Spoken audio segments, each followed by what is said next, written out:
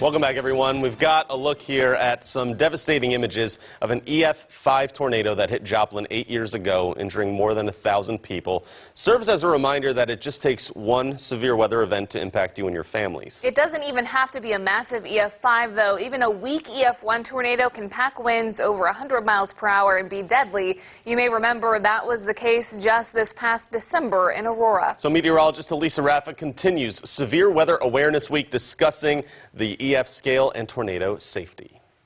That's right, guys. Again, it doesn't take a massive EF5, but what does that mean, right? We mention this EF scale all the time, so I wanted to take a second to actually explain what it is. So it's numbered from 0 to 5, and it's labeled after the event. We look at the damage to determine the wind speed of the tornado, and the wind speeds range from weak to moderate, significant, severe, and then, of course, devastating and catastrophic, those EF4s and EF5s. So what this looks like, if we have this visualization here, the EF0 tornado still packs winds up to 85 miles per hour, which is why even an EF0 can do damage. A moderate tornado at an EF1, again, winds up to 110 miles per hour. Then things become more significant at EF2, up to 135.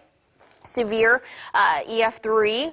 This is what we had in parts of Alabama, was an EF3 of 165 miles per hour. Then things get devastating near 200 miles per hour at EF4, over 200 miles per hour, and catastrophic at EF5. Now, tornadoes by the month, right? We know we have this severe weather season. It's in the spring from about March through May. That's where we have the highest number of tornadoes, because that's when we got the most different air masses to collide at the same time in the Ozarks. But look, there's something for every month. It can happen at any time of the year.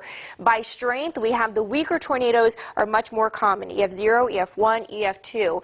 The more catastrophic ones are more rare, but look at this. By injury and fatality, even the EF0, EF1s, and EF2s can hurt and kill people. It does not take that EF5. Of course, they do more damage in the way of lives and property and things like that, but even an EF0 can do that damage to your family. Again, to remain safe, get in the basement, interior room, away from windows, and evacuate mobile homes. And we're going to practice this today with the tornado drill. My colleague Hannah Zettel, she spoke to the Weather Service about how cold temperatures will impact this drill today. Hannah, what did you learn? That's right, Elisa. With nearly 24 people dead and more missing after a series of tornadoes that took place Sunday, yearly tornado drills are more crucial than ever. Today's students across the state will practice tornado safety. Citizens in Alabama reportedly had been warned of that tornado 20 minutes before it hit. Sirens are often the first warning before the natural disaster hits, and Missouri students will learn that this morning. Starting at 10, students will practice the yearly tornado drill.